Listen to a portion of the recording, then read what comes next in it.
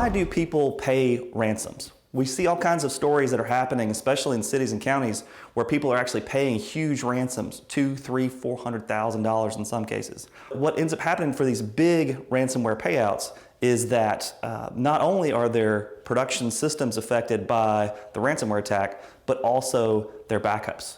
So they get the ransomware and they go, okay, great, we'll go and recover from our backups. Then they look at the backups and it turns out the backups have also been encrypted by the ransomware.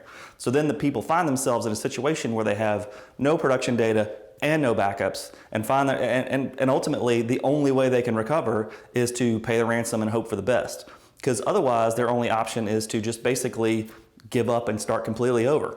And in some cases that's just not appropriate for them to be able to do. The other situation we see sometimes as well is they do have a backup that is in place and is okay, but they've deemed that it's going to cost them more to recover from their backup than it would be to actually pay the ransom. So this is a bad situation to be in. If you can't recover from your backup in a reasonable amount of time, then you need another backup system. So the question is how can you protect your backups from being affected by ransomware if your production systems are? So what we have found is you need an air gap between your backups and your production systems.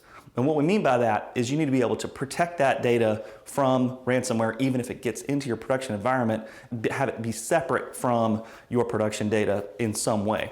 So what we do with ours is not only do we have an offsite backup, but we have a separation internally between the local backups and the production systems by having it on a machine that's not a member of the Active Directory domain and also has different username and password and has two-factor authentication. So it gives you that level of protection between your production systems and your backups so that even if you get ransomware inside of your production systems, you can keep it out of your backups and thus recover more quickly in the event of a ransomware attack. So that's the situation that people are running into, is basically if you found yourself with no production systems and no backups, now what? So they're paying these big ransoms, and that's why.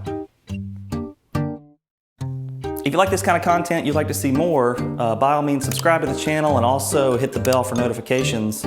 Also, if you have other questions that you'd like us to answer, stick those in the comments and we'll be happy to try to answer those as part of a future video. Thanks a lot.